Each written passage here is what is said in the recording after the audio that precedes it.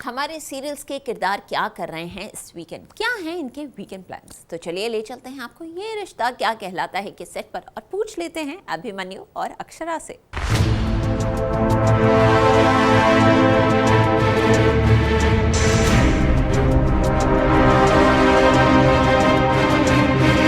ये रिश्ता क्या कहलाता है कि शादी में आया जबरदस्त ट्विस्ट। अभिमन्यु गायब है।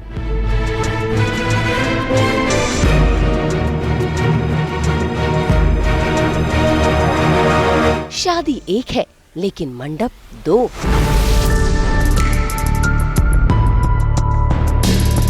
रिश्ता एक है लेकिन दुल्हन दो।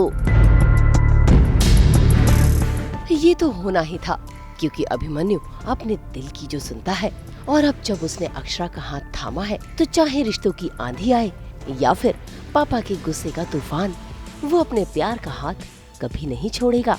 इसीलिए तो उसने फैसला कर लिया है अक्षरा के साथ शादी करने का, जिसे सुनकर खुद अक्षरा भी हैरान है।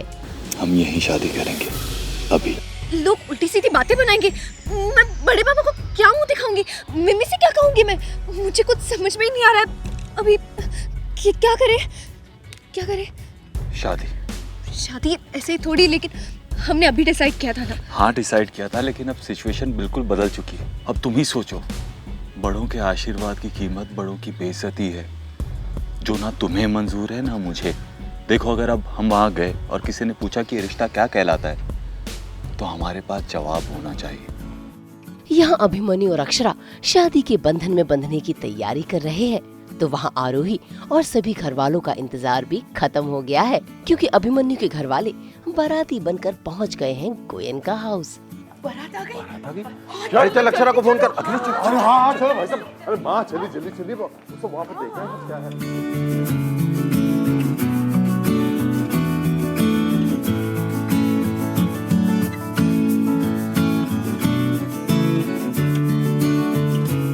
लेकिन सभी के चेहरे लटके हुए हैं, क्योंकि ये बारात बिना दूल्हे के दुल्हन के द्वार आई है।